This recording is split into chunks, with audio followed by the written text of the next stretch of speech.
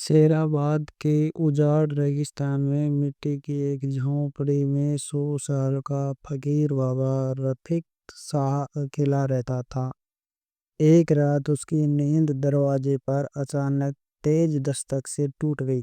चौंकता हुआ बाबा बाहर आया तो देखा दो खूबसूरत युवा लड़कियां डरी सहमी खड़ी थी। वे रास्ता भटक चुकी थी और रात भर शरण मांग रही थी। बाबा ने हिचकिचाते उन्हें अंदर आने दे दिया। झोंपड़ी में दोनों तक कर सो गए, लेकिन बाबा की नजरों में अजनबी बेचैनी थी। आधी रात में जब एक लड़की की नींद खुली, उसने महसूस किया कि बाबा उसके करीब खड़ा है। बहाना बनाते हुए उसने उसे चादर दी। इसके बाद भी रात भर बाबा की नींद गायब रही। वह बार बार उसकी तरफ खींचा चला जाता, लेकिन हर बार डर कर लौट आता। अगले दिन सुबह लड़कियों ने रोकने की बात की तो बाबा ने उन्हें रोक लिया। काफिला शाम तक आ सकता है कहकर पूरा दिन झोंपड़ी में सन्नाटा हो। थोड़ा ऐसे माहौल रहा। रात फिर आई और बाबा की निगाहें लड़कियों पर मंडराती रही। देर रात उसने एक लड़की के बालों में हाथ फैलाने की कोशिश की। वह लड़की की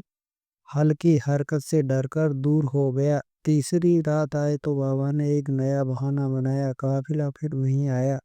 रात रुकने को कहा। लड़कियां मजबूरी में रुक गई, लेकिन अब सचेत थी कि रात जैसे घर से कटी। सुबह होते ही दोनों ने जाने की जिद पकड़ ली। तब बाबा ने उन्हें रोकने की आखिरी कोशिश की, मगर अब लड़कियां डर और हिम्मत के साथ खोपड़ी से बाहर निकल पड़ी। बाहर उन्हें एक नौजवान मिला, जिसे देखते ही दोनों चीख पड़ी, ये दोनों शोहर है। वो लड़कियां अपने खोए पति को पाकर हैरान थी, मगर झोंपड़ी में फकीर बाबा कहीं नजर नहीं आया। फिर नौजवान ने एक गहरी सच्चाई बताई।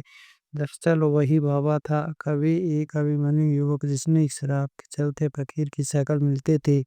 अपने सच्चे प्रेम और तलाश की बदौलत उसकी सजा खत्म हो गई थी। लड़कियों की आंखों से आंसू बह निकले। अब उसके सामने सच हो मोहब्बत यूं मिलकर खड़ी थी, जैसे उम्र भर की तड़प को जवाब मिल गया हो।